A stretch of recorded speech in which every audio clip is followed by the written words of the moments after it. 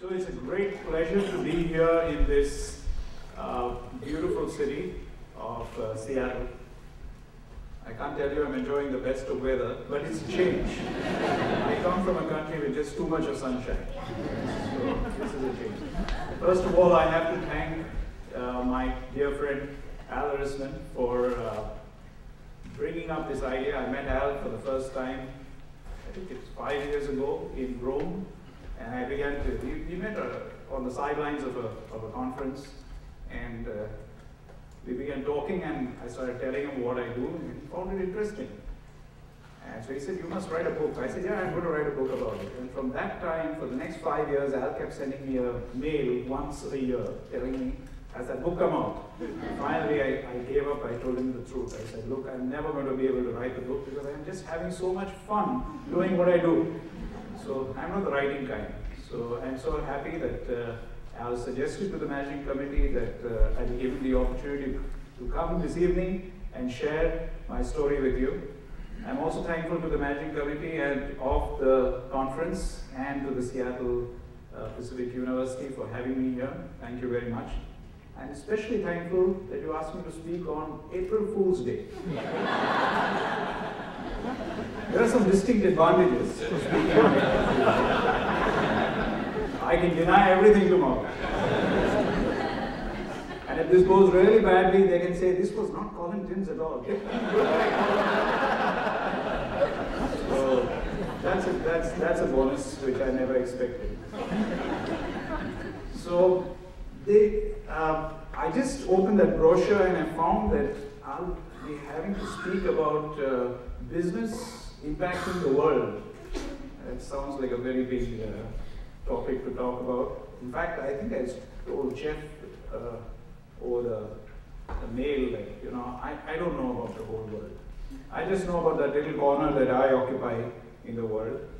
So I'll share with you something about myself and what I've been doing and my story in my little corner of the world.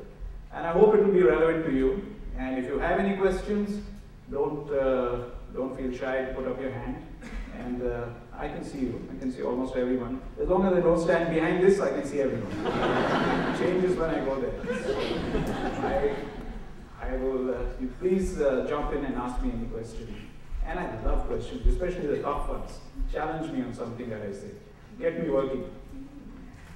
Well, like Jeff did a great introduction. He covered most things, all the good things at least. I'll try to give you the more unpleasant ones. Like Jeff said, I'm your living example of micro-enterprise. I started my first business with less than $50 capital. And I grew up in a lower middle class in India, which means that, you know, you're earning less than around the minimum wage, which is about maybe about $70 a month is what my father in today's purchasing power. So we weren't in abject poverty, we weren't starving, but we just had about enough to eat. Like, for example, my mother would buy one egg, which she'll boil, and me and my brother would cut it down the center. And I'm so grateful that my parents were not, though they were staunch Catholics, they didn't take the church's dictum about family planning very seriously, because imagine cutting that egg 6 ways. So I'm so glad that it was just 2 of us to divide that egg. So that gives you an idea of the kind of upbringing that I had. There was one thing I was very sure of is I don't want to be poor. You know, I want to eat the whole egg. Maybe 2 if I'm lucky. I was very, very sure of that I needed to get out of this rut. And well, my parents could educate me, so I went to school and I went to college. And by the time I was 16, I started my first business, which was vending wire hangers and selling it in my neighborhood. By the time I was 18, I had moved on to other things, and it was one business after the other. By the time I graduated from I did engineering, I did civil engineering. I started a small civil engineering enterprise. I had the opportunity of going to the Middle East, where a lot of Indians go, to seek their fortune. I joined the, the gold rush there. I set up a factory there that manufactured precast concrete, made a reasonable amount of money, came back to India, started reinvesting that money, and did reasonably well. Along that time, I used to keep, all sorts of benchmarks. I'll do this when I'm this, and I'll do that when I'm that, and all sorts of things.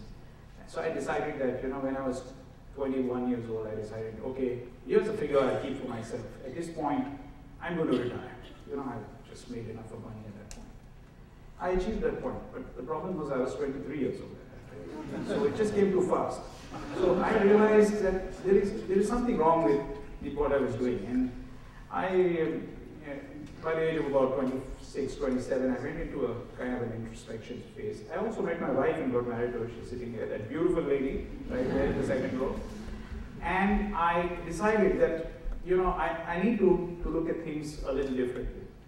So one of the things I decided was I will not revisit my goals. I will not expand my goals further. I realized that the trap that most successful people fall into is, going after the bigger house, the bigger car, and then, it never gets big enough, and you keep revisiting your goals. Something like, I'll retire when I have $1 million, then I'll retire when I have $10 million, and so on. There's no end to it. So I thought that maybe I'll just put all those goals aside and try to do different things. And I realized that,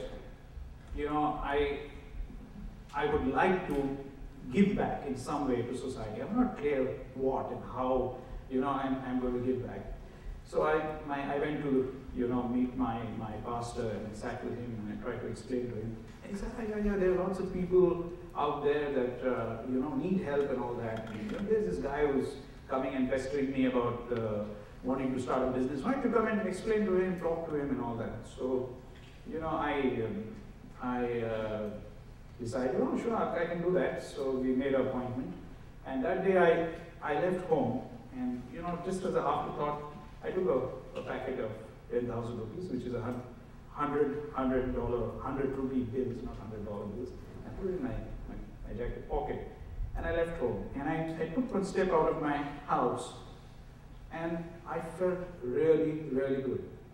And I prayed to God, and I said, this is how I want to start every day of my life, with money in my pocket and a good intention in my heart.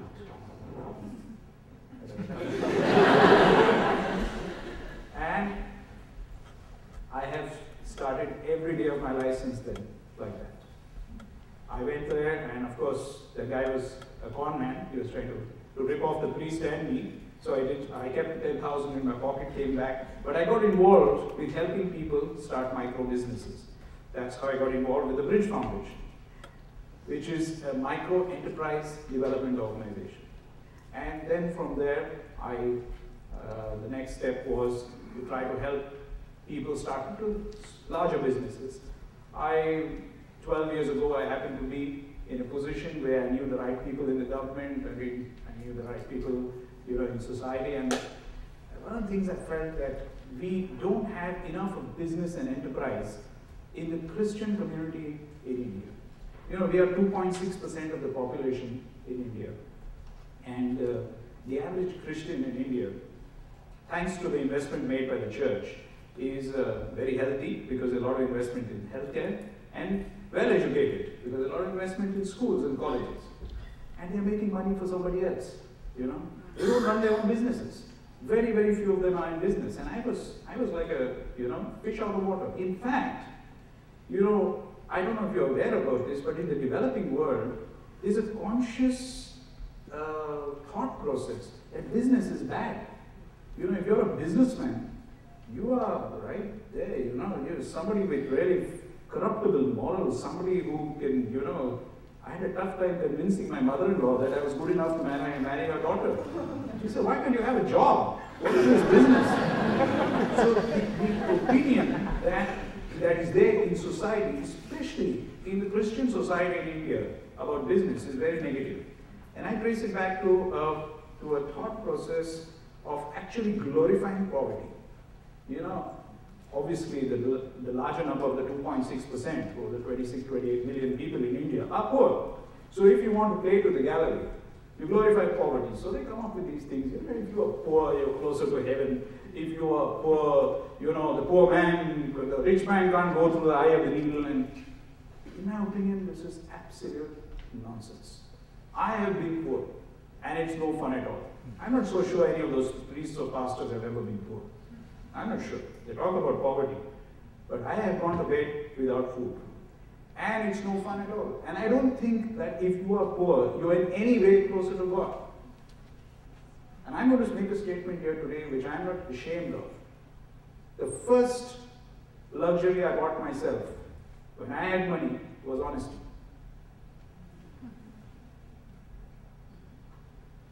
Honesty, morality, ethics, these are all full stomach concepts.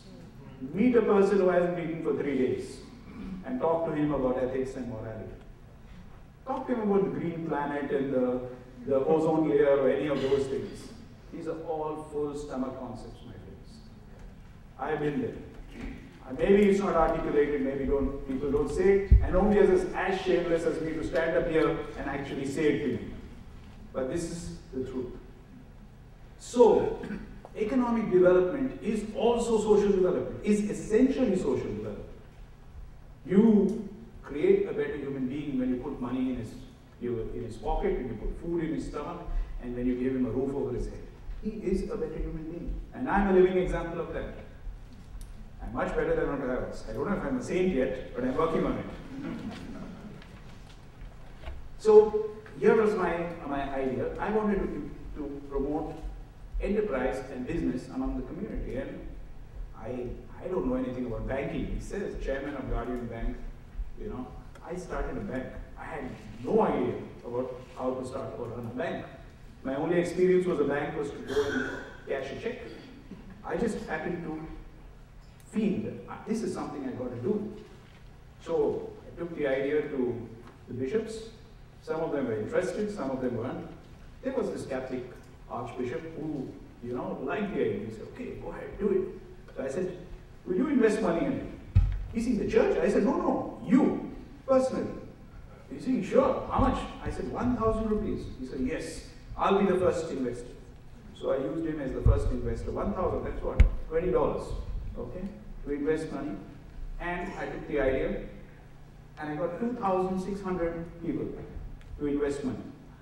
Not a single rupee, not a single dollar from a venture capitalist, from a donor agency or anybody. All the money came from the community, and we created Guardian Bank.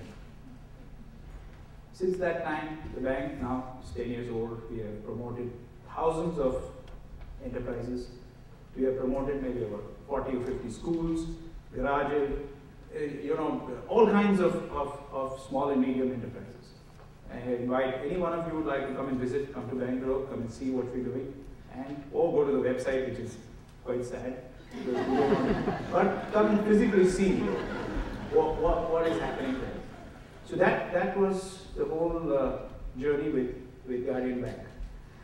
I continued to be a businessman through it all, and I had investments in various things. So here it is, I'm working with the Bridge Foundation. I was the managing trustee. I've been there for many, many years, managing the micro enterprise program. Let me say a few words about that. What we do in the Bridge Foundation is actually promote, try to help people out of poverty through enterprise. This is an organization, NGO that was promoted by 3 businessmen and a pastor. My dear friend, Dr. Canon Vinay Sandhu, who, he'll kill me for saying this, he's more businessman than pastor. He's a very entrepreneurial mind.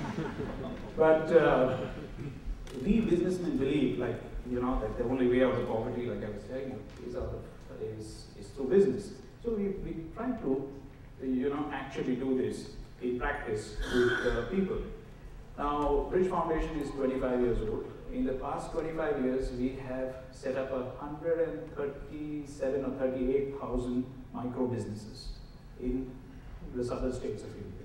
We operate in in Karnataka, Kerala, Andhra Pradesh, Tamil Nadu, and some parts of Orissa.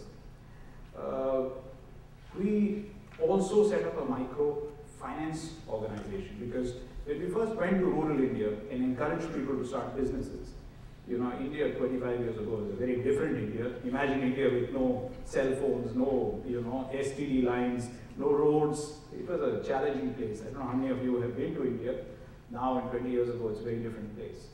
So there was no credit delivery system. You could not get credit to people. So if you had to encourage somebody to start a business, you had to also provide them some credit.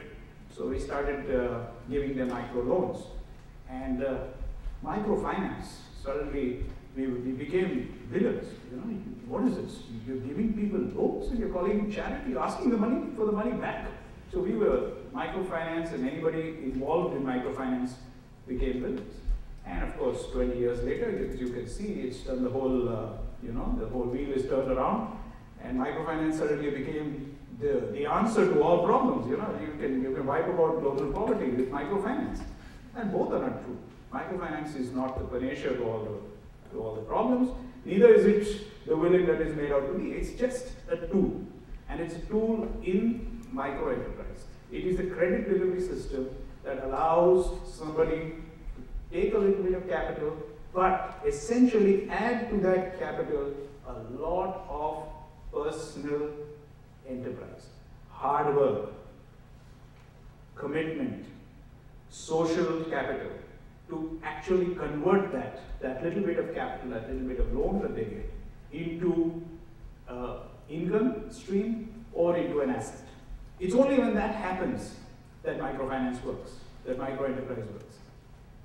If not, if that money goes into consumption, it works the opposite way. It's the other edge of the sword. It can be even worse. So we have a microfinance organization. We also, but essentially, micro enterprise is what we do. And we do this micro enterprise mostly with rural women. Now we have focused on rural women because of a number of reasons. If you look at the poverty spectrum, you know what, the whole landscape of poverty. This is a lot of what I'm going to say is my own personal, you know, opinion about things. So feel free to challenge me on any of them. I believe poverty is a man-made phenomenon. I don't think God invented poverty. I think we did. The trouble is, we carry the burden of our actions for generation to generation. You know, we are going to hand down to our children a very screwed up planet, you know, and they're going to have to deal with it. They're going to have to deal with our sins and our misdemeanors. They're going to be dealing with our mistakes. And this is what's happening with poverty. You know, poverty is the result of thousands of years of distortion of a social order, where abundance, which was distributed to everyone, but controlled by a few people, based on culture, based on just physical strength, brute strength, based on, you know, some people becoming victims of climatic conditions, social conditions of various kinds, you know, disasters of certain kinds. People have been able to control certain resources and therefore create this huge disparity between the haves and the have-nots.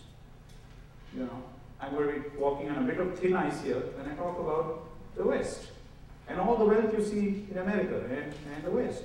This is the result of a huge technology change that happened, the Industrial Revolution. Cheap coal, cheap resources, automation, mass production created wealth. And what happened in the opposite side of the world? You know, we could not keep pace with that for whatever reason. Capital at that time was restricted with a few Maharajas who had, if you look at history, incredible amount of wealth, but never distributed it with the masses. Knowledge was restricted in a few small pockets, the Brahmins, the few, and that's what created a large mass of people who were left without capital, without knowledge, and without the ability to earn income for themselves. Whereas the West did exactly the opposite. West created the middle class through the power of the Industrial Revolution And here you have now immense wealth and terrible poverty. Which brings us to this point of what do we do about it? We have to reverse that. And the only way is to invest in technology and some amount of capital in the hands of those people who never had it. And that is why our organization chose rural India. And in rural India, we chose the most destitute of them all, the women. The women, not just the men, the men. The men go and work, but it's the women who are, first of all, they're lucky enough to be alive. You know, the female infanticide issue is a huge one. They kill them off before they can even, take a breath. The second problem is, once they're alive, they live as almost as subhumans. They are not educated. They are, they're given them. They're the absolute bottom rung of society. So we decided to focus on them. We decided to focus on generating supplementary income for the family. While the man is out there trying to, work the field, the woman in the home is, we found, is a huge resource available, which can generate income through activities that are not exactly agricultural in nature, but are related to it. So it was rearing animals,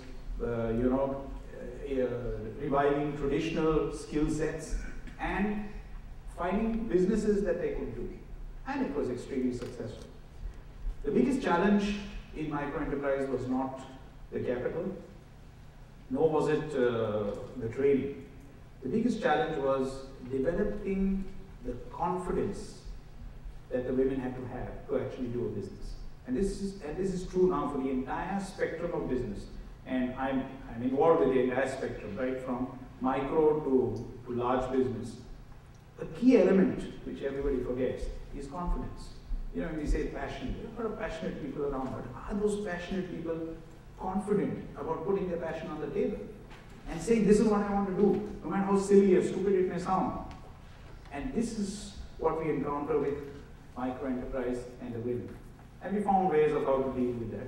And the way I'll share it with you is creating this group, what we call the self-help group. So we put 20 women together in this group, and they all get together. And something magical happens when you put 20 women together in a group. They draw off each other's strength. It starts with gossip, and they talk about each other's mother-in-laws and husbands and who drinks more and all those kind of things. But they draw on each other's strength. And this self-help concept has been tremendously successful. There are millions of them now all across India. So this is how, and then among them they also discuss what kind of business they'll do. They help each other out and repay their loans and create savings. And now what happens with that money? The money goes back into the family. It goes back directly into better nutrition for the family members. It goes back into education for the children. So it's a very successful model. But in 25 years, we have remained at around 25,000, 15 to 20,000 micro businesses a year. While organizations around have gone to 1 million and all with microfinance, 1 billion, 2 million and all of that. I don't know how they do it. We have found that if we focus on business and enterprise creation, that's about the limit to what we can do. We will not give money consumption. Even if that consumption is education or healthcare. It is only for enterprise development. So that's the story of the Bridge Foundation. Well, the last part of what I do is my involvement with not exactly venture capital, as Jeff put it. It is investment. I'm not a real venture. I'm something between an angel investor, venture capitalist, and stepfather. I don't know. So I'm still trying to work out what exactly it is. But I also have had investments, a few investments in various things. And I realized one thing is that, look, I can't do anything alone. And I have some skills which other people find very valuable, organizations find it valuable, they invite me to sit on their boards and all of that. But these skills are very specific in nature and very narrow. I can't do everything. We need a team, to get anything done, especially in a business. If it's a medium-sized business, you need a team of people. So they were, India is an emerging economy with a lot of opportunities. So there's a lot of opportunities out there. And I realized the hard way that it's far more difficult to actually take an opportunity and create a business plan and then try to get somebody to run it, than to actually find a person who is skilled and passionate and build a business around it. So I decided to take the easy path, to go looking for these people and actually build businesses around them. And I have found it remarkably workable. It works pretty well. Many of these people who are extremely skilled and good at whatever it is that they do are generally have gaps in their knowledge spectrum. And I try to fill those gaps, sometimes with my own ability, sometimes with the ability of other partners that I have. And that has been generally where my business model. So I have various kinds of businesses that I invest in. And Jeff mentioned to you that I make very sure that I'm not controlled. I'm not in control. I used to be a control freak. I used to want to control everything. But one day I realized that I actually don't control anything. You think about it. You control nothing. You think you control things, but the truth is you control nothing. Now, when you don't control things, you get released by them. I was just checking my phone. I've been in the US now a week, and I got about 3 phone calls. And this is like from 15 businesses. So either they're doing extremely well, or I'll go back and find they're all closed down. I have excluded myself from most of the decision-making processes. I have a very, so what I'm trying to say is, what I do is I empower people by actually giving them control. Now it may look like I'm doing a very, benevolent thing, invest 90%, they take 49%. It's not always that way, Jeff. I have to be honest about it. My investment rate is depending on the kind of partner and depending on the kind of business that is involved. My investment ranges from not less than 27% for share dollar. That means 27% investment to 27% holding, right up to I may put 100% investment, not 90%, for 49% holding. But my holding never exceeds 49%. That is a rule that I have maintained, and that has worked extremely well for me. How it works well is not in the first year or the second year or the third year of business. It works great for me by the 4th year of business. This is where the business is growing. And this guy is slogging his butt off, making money for me. Now, if I had 51% of the business, he would be very unhappy with it, because I don't do that much work. Why? Because I'm at Seattle Pacific University, enjoying the beautiful Seattle climate. See, I give him the support, the background, support, the financial impetus and everything else that is required at the initial stages of this business. So what looks like a bad deal for me is a great deal for me by the 5th year or 6th year of operation. And that's how it's been. I have so far not cashed out, but some of our businesses are now growing large enough to take public, and some of them are, to invest other capital and all of that. But these things are growing. In these businesses, in the past 7 or 8 years, I've added another element, and that is these businesses have to be socially responsible. My first experiment with a socially responsible business was something called Spot Taxi. This is a taxi company, and this also started very interestingly. I was, giving a talk about different structures of business, and just to illustrate the point, I said, I gave an example that you can have a business which is like I didn't know the terms. My business knowledge is very bad. I've never been to a business school like Seattle Pacific or anything. But a kind of a large corporation kind of thing with many small business inside that. And I drew something on the board and I said, to illustrate it better, I said like a taxi company which has, every vehicle with its own board and, with the individual guy owning the taxi. I was sitting in the audience with another friend of mine, the trustee of the Bridge Foundation, one of the founders, and he is a very wealthy man and happened to own one of the 2 radio towers in our city. And he said, that was a great idea, we should start a taxi company. And then, oh, this was just an example. I'm going there to starting a taxi. I said, no, it's a great idea. You know, the government is coming up with these regulations, so on and so on. So I said, okay, and you know, I structured the whole deal, and we started this company with a very small capital. I think it was $2,500 or something. We started the capital. Now, what this does is it helps people, individuals who are without jobs and without the only thing that they have to have is a driving license. And in India, to get a driving license, you don't need to have an education. So they could be without education also. It helps them to own their own taxi. It helps them to get the capital required and also get the taxi on the road. So suddenly they go from earning nothing to earning a reasonable, you know, the minimum wage in India is 2,500 rupees a month. These people earn between 10 and 15,000 rupees a month, which is a serious amount of money for them. So this was a very successful, initiative for me. I found that we were making serious amounts of money, you know, because we now have about 400 taxis on the road. So it was growing. It went from 20 to 40 to 60.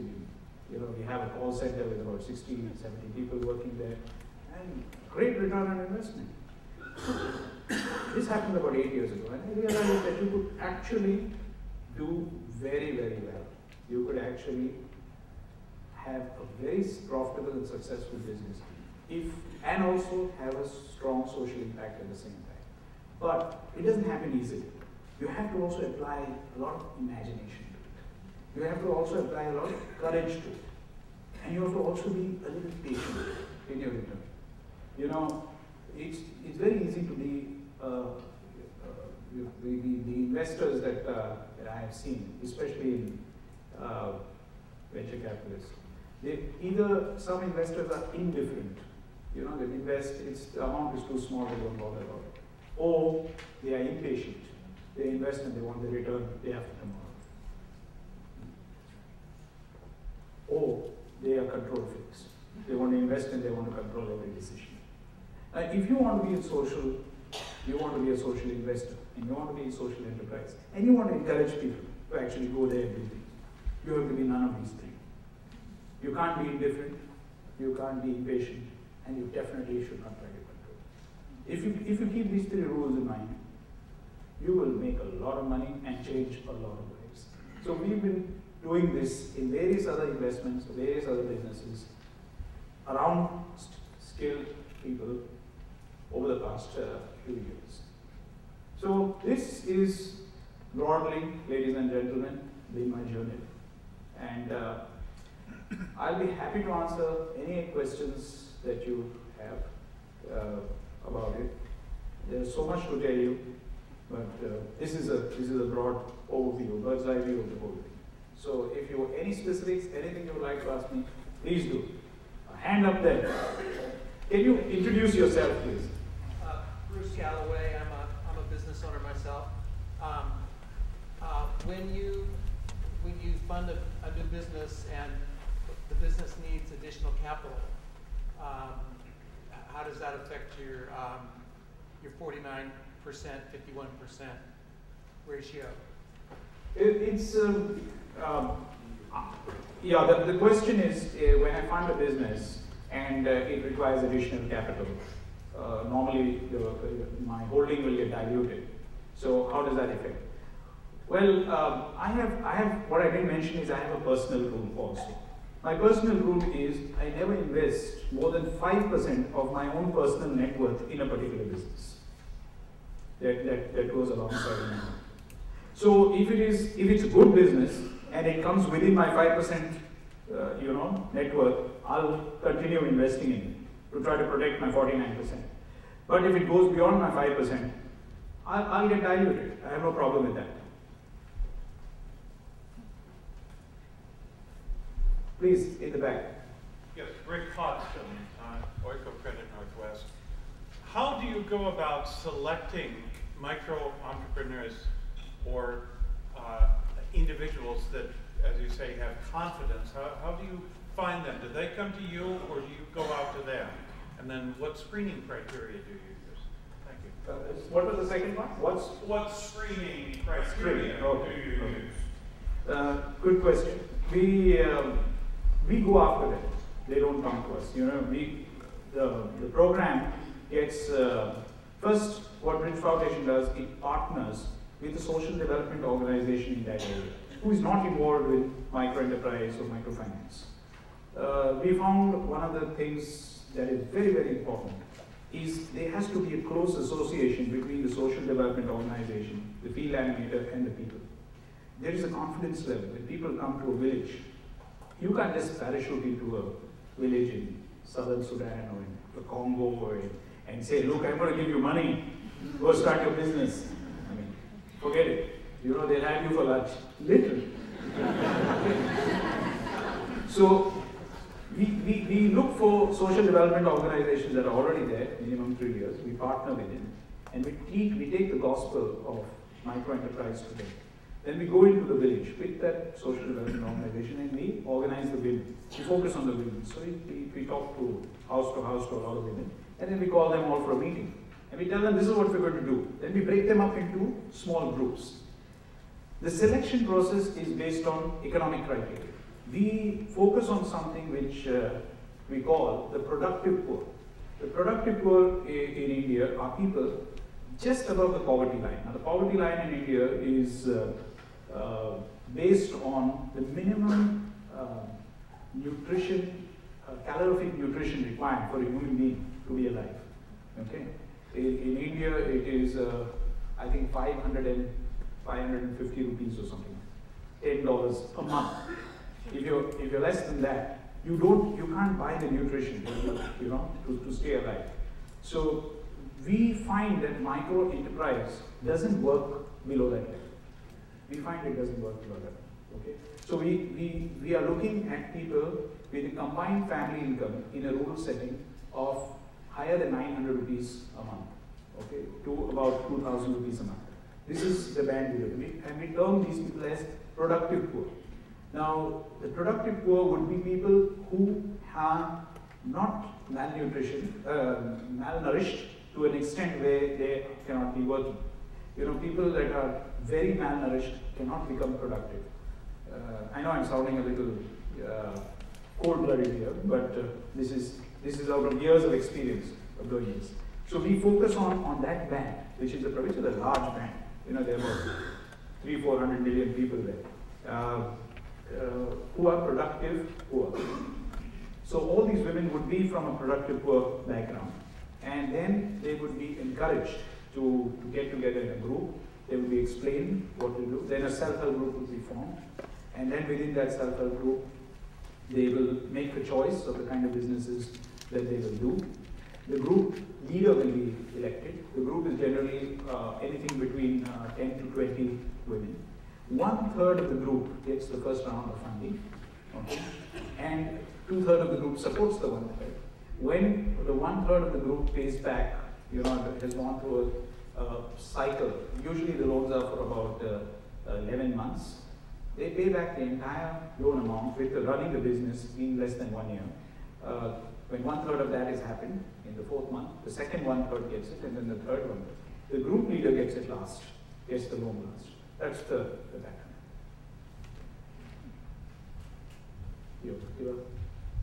So when you come into an area like this, do you have a set of possible solutions business-wise that you know would work in this context, and you offer them up, or do you try to take these ideas from the local people? The focus is on success. The focus is to make sure that the business works. And over the years, we have tried a lot of things. I'll distill it down to what we've come down to right now.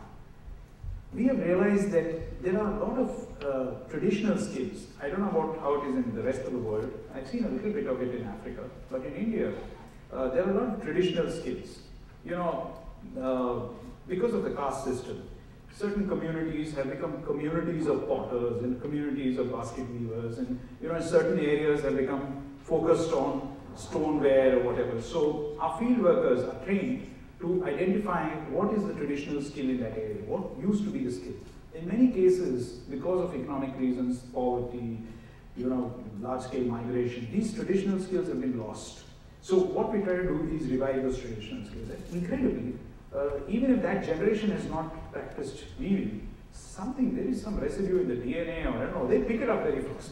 So if you focus on the traditional skills, even if they've not done it, they pick it up. So we focus on traditional skills. The next thing we focus on is available markets. Because many of these producers, whatever they produce, is in such small quantities, it's not practical to transport it over large distances. So the markets have to be all local. So there will be available market.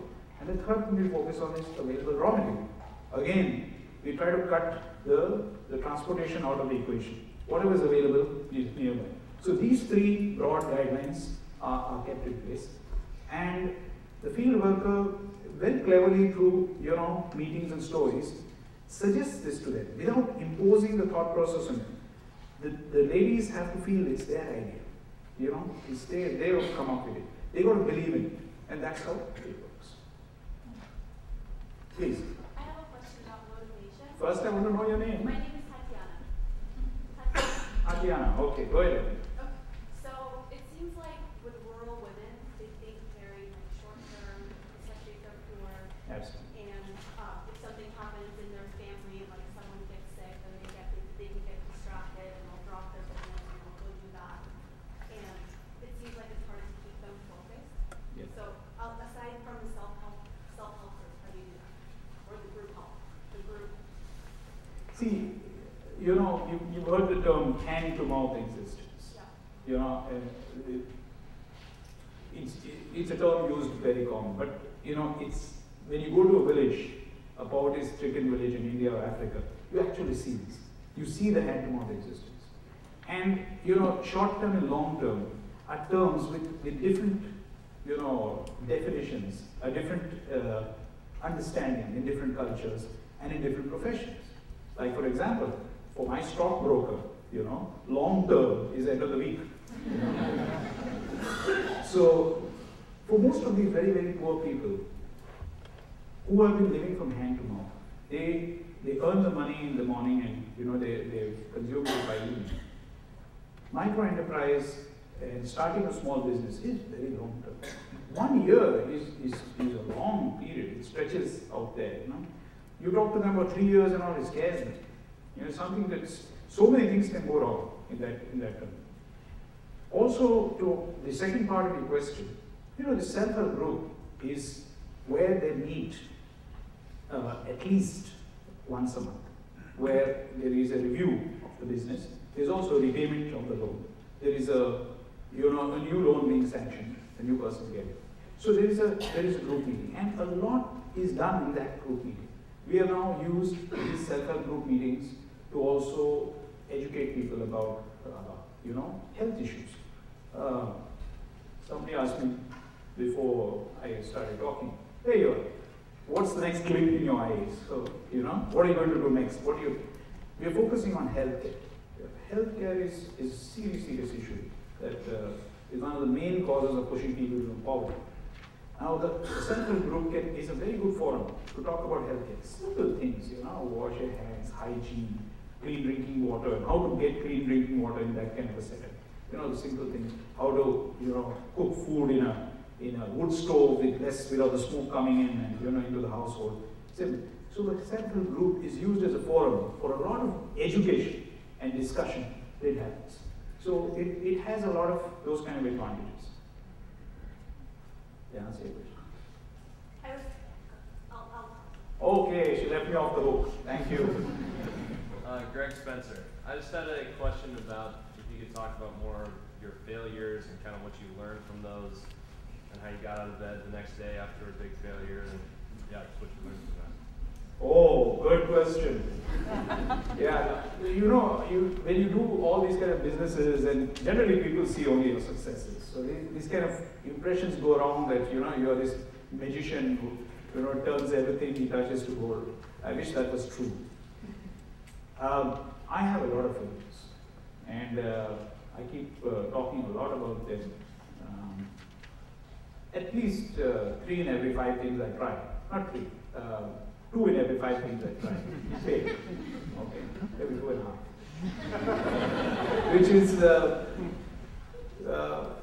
Which is a fact of reality. The difference is between me and most people, at least in the society I come from, I try a lot. You know, at any given time, I'm involved in 5, 6 different projects, and I'm backing different kinds of people. You know, people tell me, how do you get all these great partners, these guys with vision and these guys with hard work and skill and all that?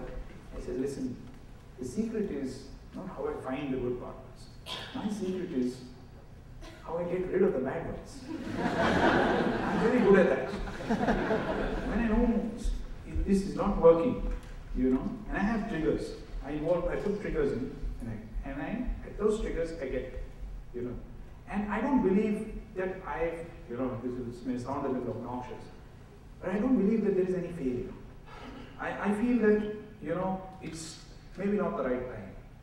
Maybe this idea is too early. Maybe the market has not understood it. All of that is very, you know, obnoxious and very, you know, pig-headed. But I believe that this is something that I have to, KIV, keep in view, keep on the back burner, pull it out someday. And it has worked for me. There are some businesses that I have conceptualized 5 years ago, which I pull out now. And it works now. It didn't work 5 years ago, but it worked now. So there's no such thing as a failure for me. It is just, maybe this is not the right guy, maybe this was not the right time, maybe this was not the right technology. So it goes into a back burner. So I have a crowded set of burners. Yes?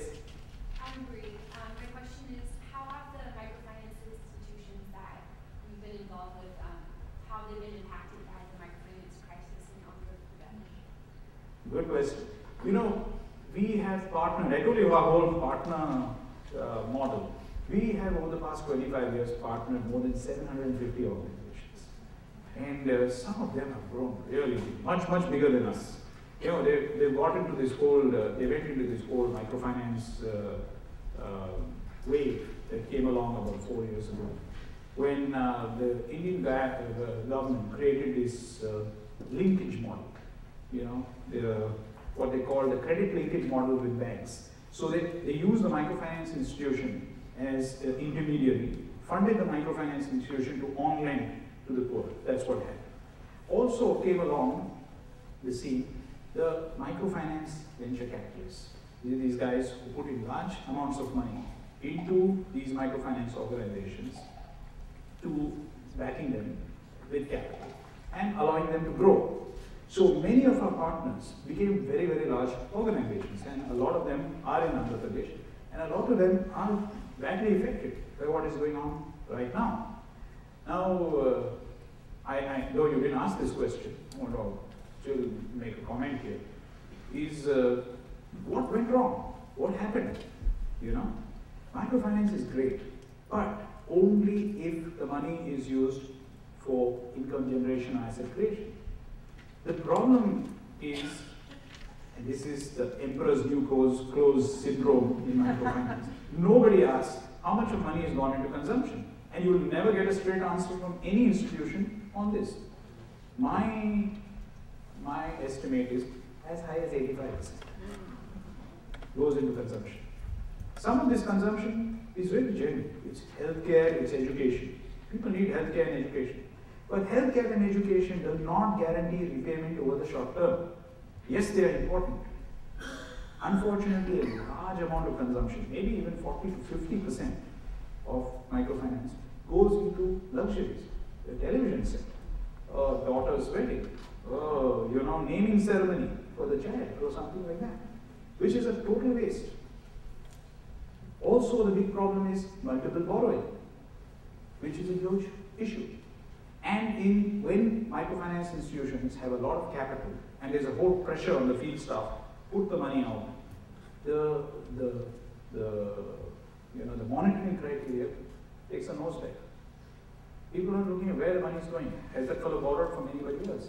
Today, the regulator themselves are accepting that an individual can borrow from 2 microfinance institutions.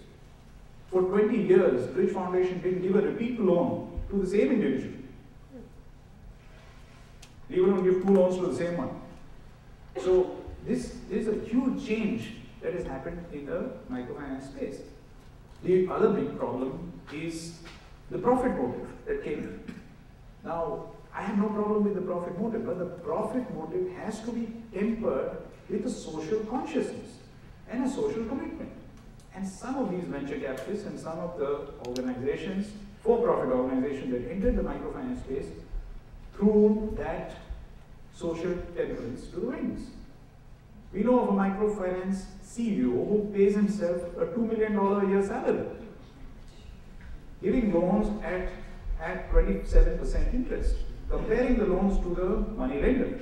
Now see, what happens is, once you gain scale, once you go larger in your microfinance operation, naturally your expenditure comes down, your operation cost comes down. But there are two ways to deal with that. One is pay yourself a grand salary, or pay yourself your investors a profit, or reduce the interest rate in the hands of the borrower. What they have forgotten to do is reduce the interest rate in the hands of the borrower and show a great bottom line. So it's happened in Poland, it's happened in Eastern Europe, it happened in Mexico, it also happened in India. But in India, we have a very vibrant democracy. We have a free press. And we have this very, very alert and entrepreneurial politicians who suddenly said, hey, this is a great way to make money, you know? And where are they making the money out of? The poor. Only I can make money out of the poor. You know, who are you guys to come in here and take a piece of the cake? So now, you want to be a popular politician in India, you stand up there and say, don't pay back your loans. These guys are rascals. Look at what they did in the Bombay Stock Exchange. Everyone went and made millions. People don't pay back their loans. That's what happened in Andhra Pradesh. And now the whole cycle is impacted. You get me? So now we got a massive mess to unravel. So when you take it to the politicians, they say, you rascals are making a hell of a lot of money. Look at what has happened.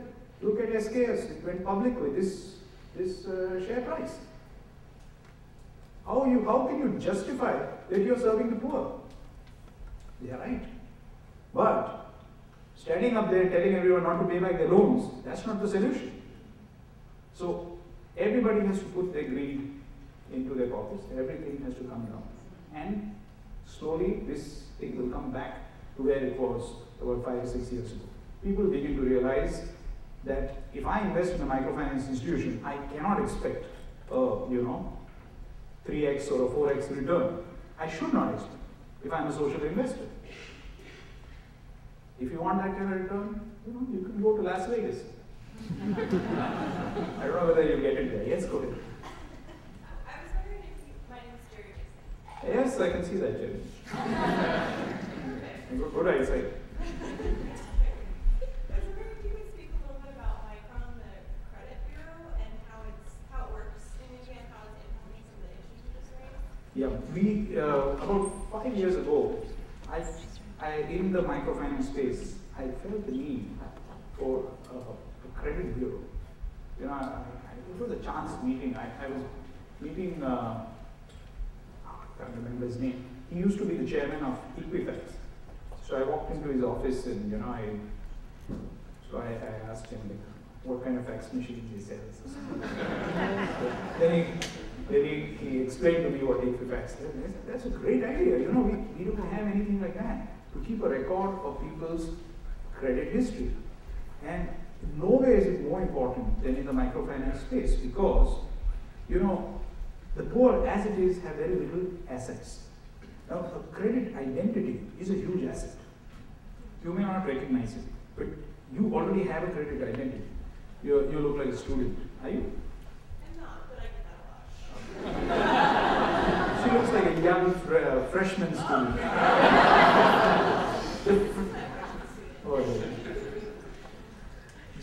Just the fact that you're a student gives you a credit identity. It's a statement. And that credit identity is an asset. Is an asset based on which you have a future income earning capacity, which can be discounted, you can get a loan, so on and so forth. The poor don't have that. They don't have a credit identity. And the microfinance institutions don't do any justice because if you are a microfinance client, you take a loan, 11, 12 months later, you pay back the loan, you go back for the second loan, you're getting it at the same interest rate. Nobody's giving you a discount. Now, if you have a positive credit identity, and you go back to your lender, you can negotiate a better a bigger loan, a lower interest rate, something or the other. So what was required was creating a credit identity for the poor. Then that's what started off Micron. Also, in 2008 to 2009, when the subprime crisis hit here, I was interviewed by Economic Times with a major paper in that, and I said, look, we have a subprime crisis brewing here, and that is the microfinance space. That was in 2008. It blew up a couple of years later. And why? Because there was multiple lending to the same borrower. People will tend to borrow beyond their capacity, and if microfinance organizations do not know who is borrowed from whom, you're going to have a problem. So this initiated this, prompted us to create Micron. It stands for Microcredit Referencing and Obviating Network. There were a lot of challenges that had to be solved, and one was creating an entire new, algorithm to look at to analyze the probability of repayment for a microfinance client. The second issue we had to deal with was the lack of technology in the sector. Many of the organizations were not electronic. Much of the technology was archaic, outdated. So how do you get together? The third issue that we had to deal with was how do you get people to share databases? So we created a separate system to do that, which is proprietary to the organization. We are now looking at licensing this technology in other parts of the world. So if you like to buy a license, you can contact me. Yes. You said earlier that you create a better human being when you put money in his pocket, and then ethics and morality come in people with full stomachs. And that, in conjunction with the less productive condition of malnourished people, leads them to be kind of not the ideal candidate for microfinance. For that population that falls below the poverty line, what are your solutions or your thoughts on ways to support that population? See, I know you put me on the spot here. It's a tough question. I believe that we all pay taxes. In India, only 7% of the population pay taxes. We still pay tax. There is always going to be. Here is my vision, at least for India. In the next 25, 30 years, our tax-paying population will go. And I'm going to answer your question. It looks like I'm rambling. It will go from 7% to something like 35 to 40%. At 35, 40%, we'll be one of the largest economies in the world, second to China. We will have, about 600 million people in the middle class that will be operating. We will still have about 15% of the population that will be below the poverty line. And these people will have to be catered to by the state. There is a role to play by the state and by the organizations that go out, they hand over blankets and there's aid. Because there are a large number of people who are not productive for various reasons. They are physically handicapped, they are mentally handicapped, they are under the productive age, they are over the productive age, and they are simply destitute. Sometimes they are malnourished. Sometimes they are recovering from a disaster. We try to do microfinance operation, micro-enterprise operations post-tsunami with disastrous results. We couldn't. It's very difficult to do micro-enterprise where people have got an overwhelming problem of another kind around. This has been our experience. I'd like to learn from anyone who's done different. This is how it is. So there will always be there. See, we don't. I'm not a great believer in this adopt the village situation. If you go into an average Indian village, you'll find 1,000 things wrong with it. There is an issue with hygiene, there is an issue with water, there is an issue with so many things, education and everything. We can't solve all the problems. We go in there, we try to solve the issue of an enterprise solution to poverty, set up those 4 or 5 or 10 or 15 women to start small business in that village, and we go out. And we hope that there are other committed people, and we know that there are other committed people around who will do the rest of the stuff. So there is a role to be played. There's just about that much of a role that we can play as micro enterprise. So it's not the entire solution, roughly. Yes, Al? You mentioned one kind of failure in businesses that didn't work out. But aren't there sometimes failures in a micro enterprise where they have trouble with the supplier, getting bad material, like their products, those kinds of issues? How do you deal with those? Al is nudging me to tell a horror story. I know what is on his mind. He's got that twinkle in his eye. I told Al a horror story the other day. You know, I generally don't tell this, but then you're going to be recording it. Yeah, you know, sometimes you do things with a lot of good intention, but the outcomes, you have no control. Al told me a horror story, so I told him mine. His horror story was, you know, there were these children who were working in Thailand, in Thailand, child labor, so there was a big hue and cry. Action was taken against the producer, you know, the contract was cancelled. 2 years later, somebody went and did a repeat study and found all those children, or most of them, in prostitution. So, what was worse? So, I had to retaliate with my, you know, one-upmanship. So, I had to retaliate with my horror story. You know, we created, one of the micro enterprises that we promoted was the village petty shop. It's a small little shop in the village. We have about 22,000 all across. They're very spread out. And as a routine follow-up, after about 15 years, we went to see what exactly is happening in these petty shops. And they were all doing very well. The outcomes were all fabulous. The women were earning the income, you know, came out of poverty, very happy with everything. But the horror was, what were they selling? And we actually went in there and saw, you know, the tendency is for the women to go to the nearest town, go to the, you know, the big large grocer, buy a sack of wheat or rice, and then take it into smaller parcels and sell it to the people. We found that largely what they were selling was adulterated. You know, the rice had stuff mixed in it, the wheat had stuff mixed in it, the sugar had stuff mixed in it. You know,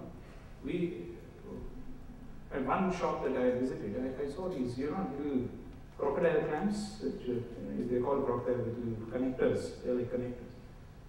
A whole lot of this being sold. And I was told that it was a hot selling item, so I asked my field staff, what is this for? He said, this is used to steal electricity. So, you know, we created this village petty shop. They're not doing some of the more pleasant things. You know. So, one of the things we missed, one of the tricks we missed, and we're learning from it, is how do we control the supply chain? So we went from one side of it, and we did something. But now when we have 22,000 of them, and we look around, and we feel that we could have done better. So we are now working on that. So there will always be these things. There will always be these perceived failures, you know, when you go in with the best intention. But it's very important to believe that we did the best we could, you know. Even now when I look at it, we've touched the lives of about 6-7 million people if you take the clients and the families and all of that. We may have had 7 million people. In the little corner of India we deal with, there's still about 185 million to say. And I think we've done just 7 million in 25 years. But that's the best we could do. Yes? How do you break into a country where microfinance institutions have been shut down through because of loan sharks? How do you break into a country where? Like when the country starts regulating on MFIs, and the government doesn't allow for MFIs to exist, how do you break into a country with MFIs or that sort of type of loan? I am not aware of any country where MFIs are not allowed. Are they? Yeah. They're usually regulated.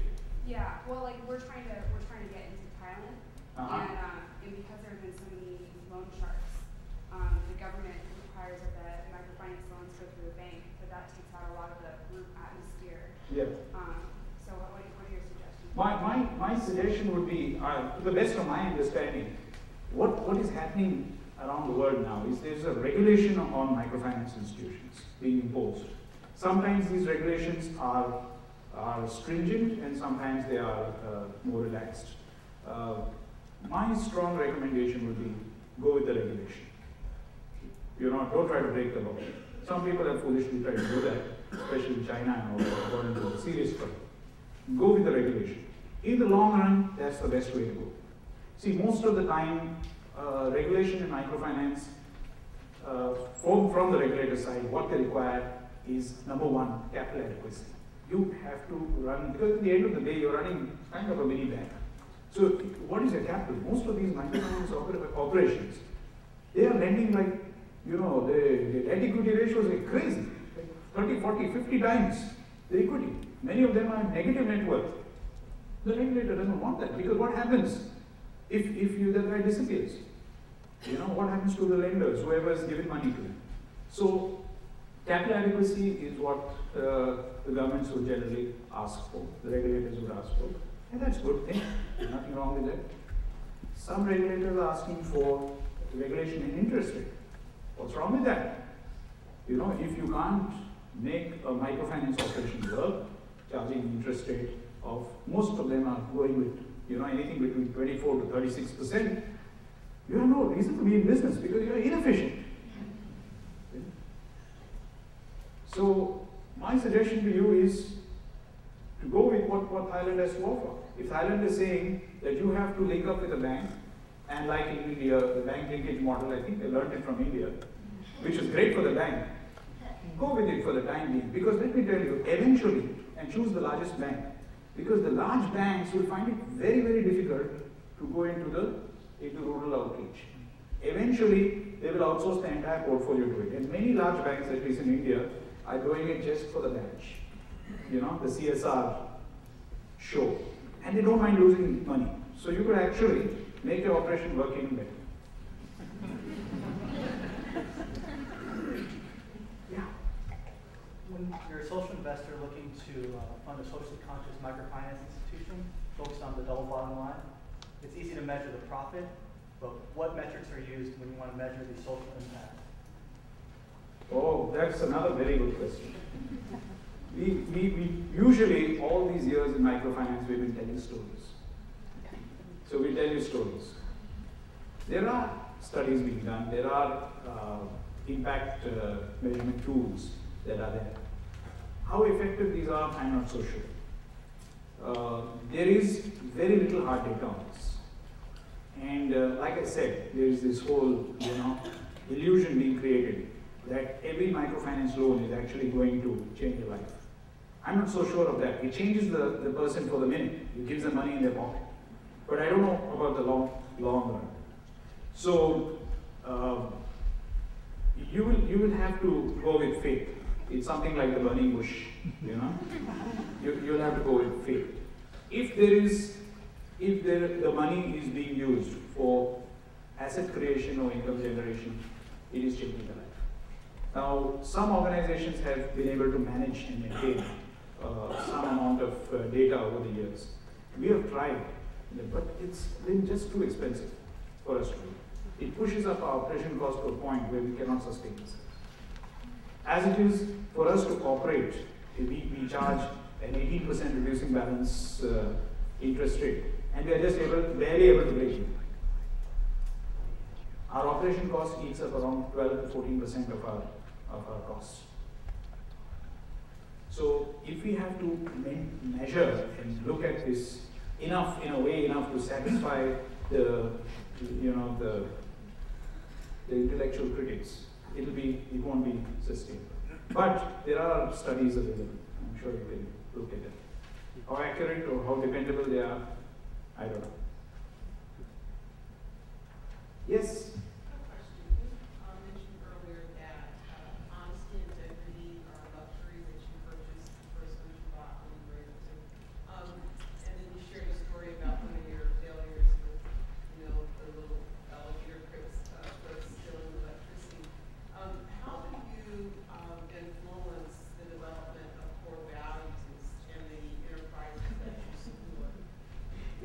It's an integral part of the whole self-help group program. Because see, if the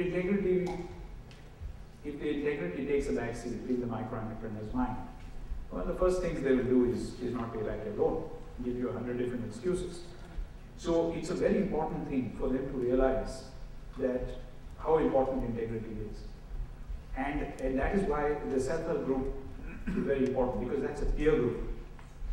They, the field, the organization, the field animator comes there once a month, but she lives with those people. She can't write to those people. She can't say my cow died, or this is not happening. I'm not getting milk and all that, but she's going and selling the milk somewhere. She can't say that. And the next person's loan depends on that.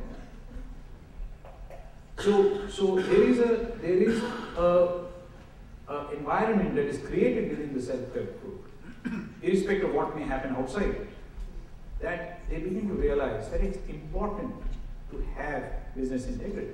Because you're not doing this, it's not a transaction, it's a relationship. It goes over time. And that's true for business. That's something I learned. I learned that you have to be honest and you have to be transparent. Because only then you will get your credibility. I realized that I'm going to live long. And I'm going to see the same people again and again. And I'm going to have many business dealings with them. And if I lose my credibility over one small silly transaction, then I make a little bit of advantage. I'm going to lose in the long run. But to do that, I had to first put desperation to rest. The desperation that comes out of a hungry stomach. And that's what happens to those people. The desperation goes away. And they begin to see things more clearly. And that's how integrity develops. So it is a combination of the subsiding desperation along with the constant awareness that it pays to be honest. It pays to be transparent. My name is Jeff, and the August 2010 Atlantic, the cover article was "The End of Men," and you've been talking about women and women in business, and where's the hope for young men? I just noticed. You marry the women.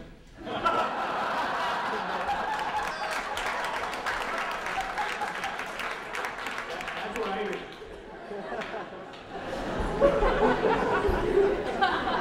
No, we come from two different worlds.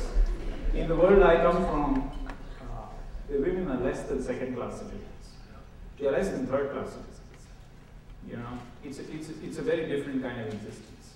The very fact that you're a woman puts you at a huge disadvantage. You're not educated. You're not given equal status in society. You're not allowed to work. You're not allowed to have a bank balance. You're not allowed to take any decision without the man in your family. Now, this is not even, a certain religious group. When you're talking about a certain religious group, multiply all that 5 times, So it's a very different world out there. The men have it, we shouldn't be complaining. But in the West, yes, you got a problem here. So my suggestion is, these women, they may not need you. They think they don't need you, but they do need you. Yeah. Yes? Have you had to deal with a cultural backlash from the women going from being second-class citizens to your organization targeting them? I'm not getting it. You have to be a little louder. Cultural backlash from the women going from? Have you had to deal with any sort of cultural backlash because women tend to be treated as second-class citizens, but now your organization is targeting them for these great opportunities? Yeah, sometimes, but at the very initial stages of the program. See, eventually, you see, once there is an empowerment via that group in the women, sometimes, you get a husband who will tell his wife, don't go for the meeting. It's not right and all that. And we have known that for these women to all get together as a group, 15 to 20 of them, and go and, beat up the husband. So they get empowered, but it's the backlash is not a negative backlash. The reaction is not negative. It is generally positive because these women are eventually bringing in additional revenue, and the revenue is welcome. The revenue gets invested back in the family. You see, the story of the man. Let me tell you the story of the man in the Indian context. I told you about the women. The big problem, at least in India, is the fragmentation of land parcels.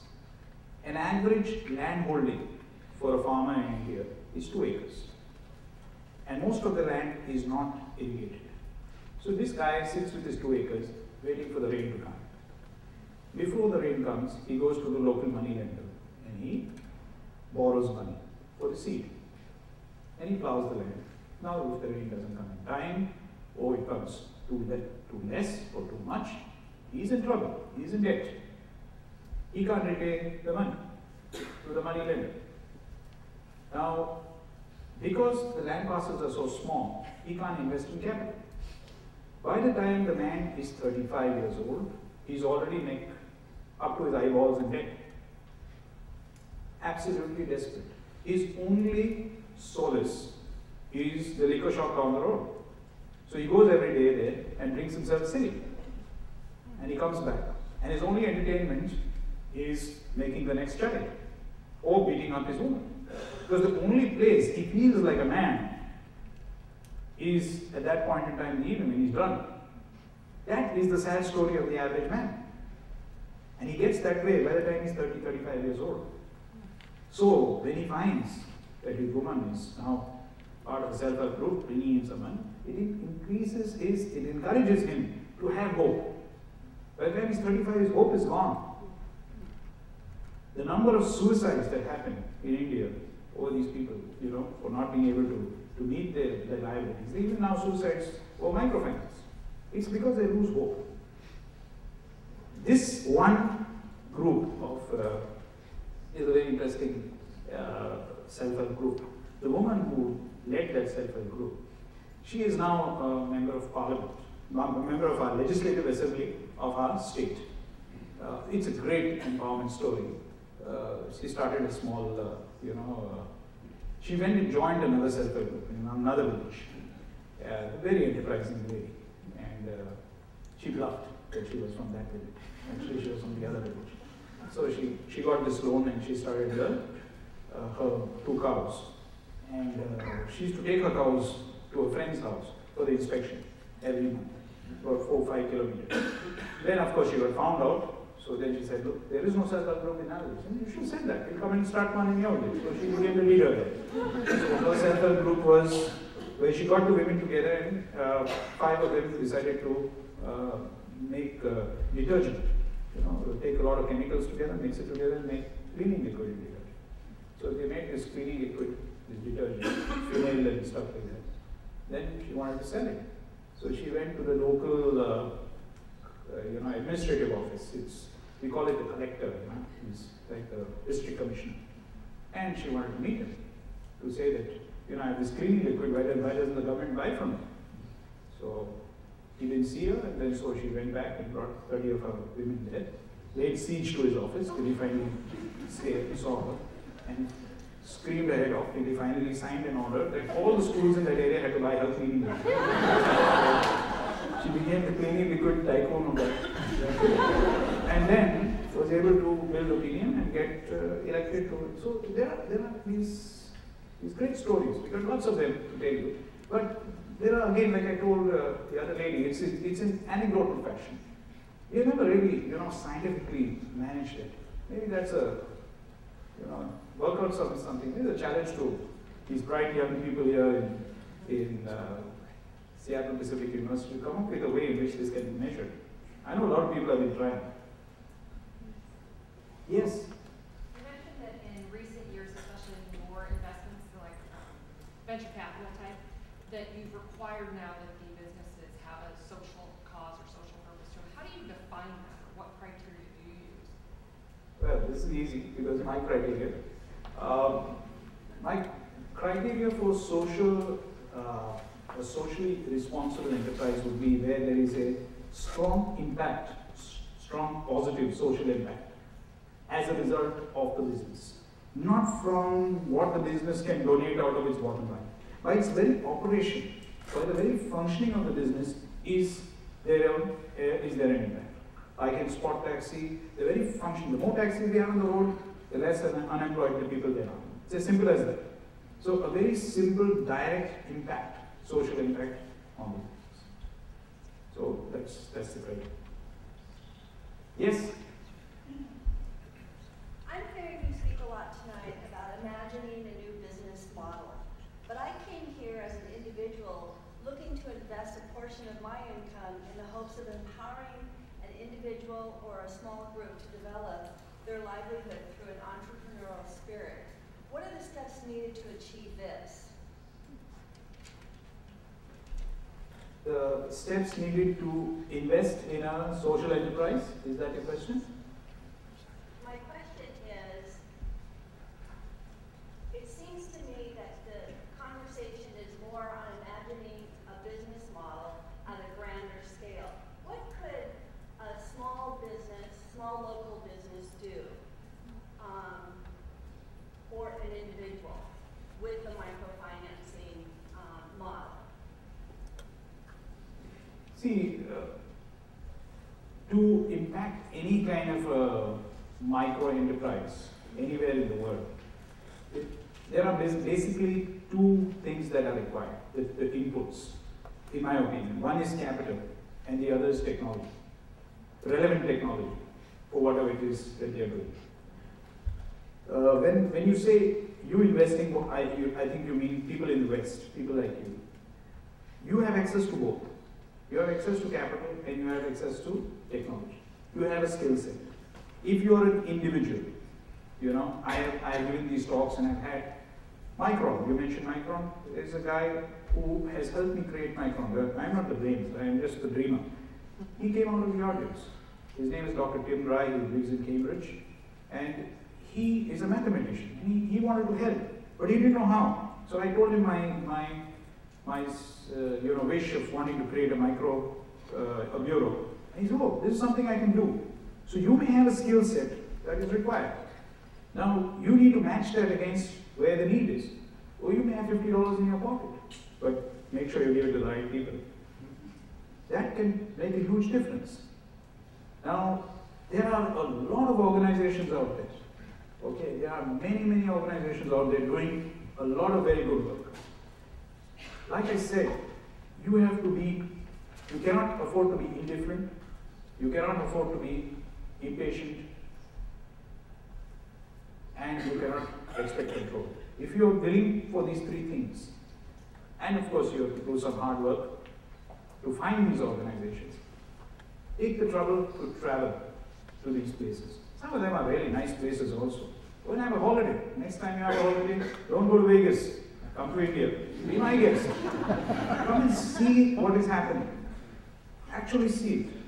You know? Invest in it before you see it. I mean, after you see it. But participate. The answer would be to participate. I don't know if I've answered your question. It was a tough one. Yes? Hi, my name is Jennifer.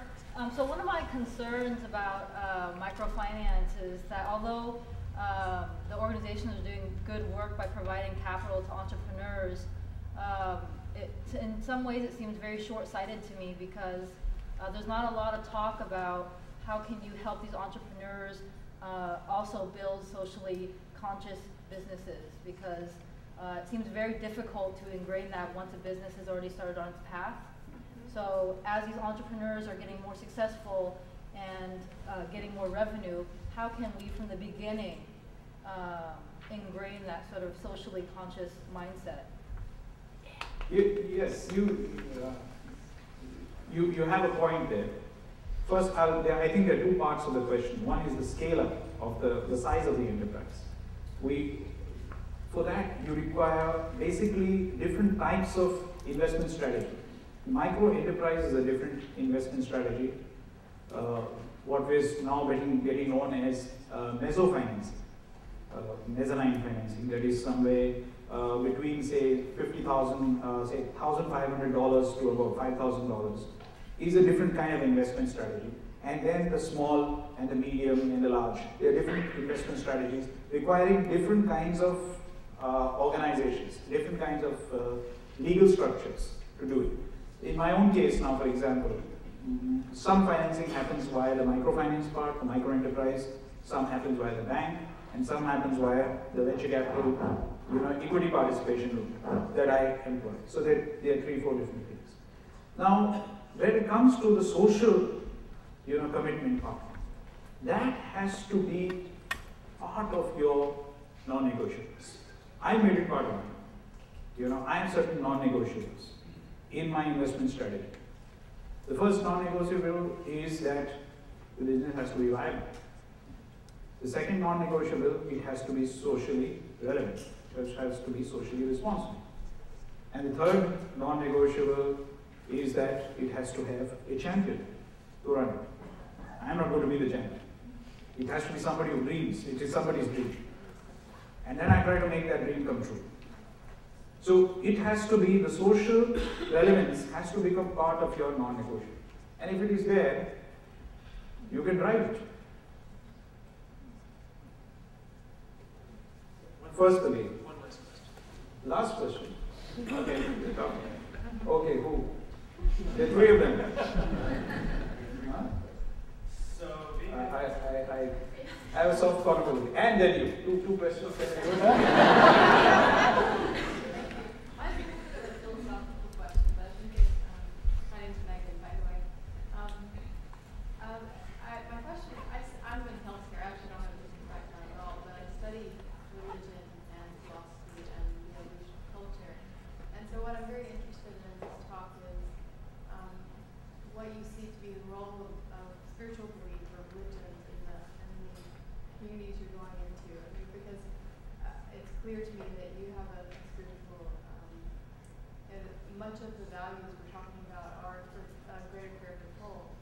And going on from her question, how do you integrate business? Because the way the world is now, it's very separate. You see in India that there's a very rich spiritual, beautiful history there, and in many places in the world it's happening where the economy is becoming very materialistic. So what I'm seeing now is that there's it seems to be very important that we don't leave behind the traditional or spiritual beliefs and present culture. Is that, can you respond to that? I think what you're asking me is what's the link between business and spirituality. Yeah. Again, I can't speak for anybody else. I can only speak for myself. See, I believe that for me, spirituality, I am a Christian. I believe in Christ. And I'm guided by Christ's teachings. And I try unsuccessfully most of the time, to be as Christ-like as possible. That is what Christianity means to me. But I also believe that my Christianity has to be manifested every minute of my life. In everything that I do. I don't believe that God resides only in a structure with a tall ceiling, and God's word is spoken only through some guy dressed up in fancy clothes. I believe God is among all of us. And I believe Christ has taught us that to live our lives in what we do. And this is what I try to do. I also believe that Christ was an entrepreneur. I also believe that to be a good businessman is being a good human being and is being a good Christian. Because if you apply the teachings of the Bible to your business, you cannot fail in the long run. You cannot fail. When people ask me, what was the, I didn't go to business school. Where did you learn your business from? I learned it from the Bible. That was the business manual I followed. So I believe my spirituality, my work, which is business, manifested in social development, is all inseparable. It's all one and the same. So this is my view.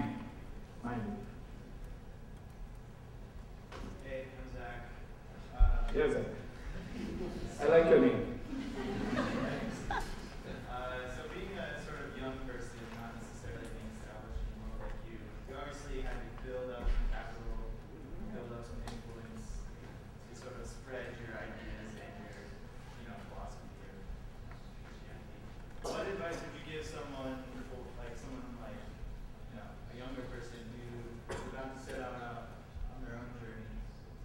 Would you say to sort of build our own capital up first, or just try and help from like the ground up? But first of all, Zach, let me tell you how much I envy you.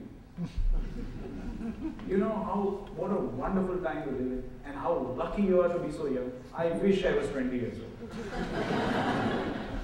And I could learn everything I've learned all over again, and do everything I've done all over again. So don't ever think of yourself as young and at a disadvantage. You're at a tremendous advantage from characters like me. So what have I got? What have I been telling you all this time? I've been giving you a lesson in history. What do I know about the future? I know nothing. You are the future. You know more about how society will unravel than I know. I don't know. I got onto Facebook 2 weeks ago.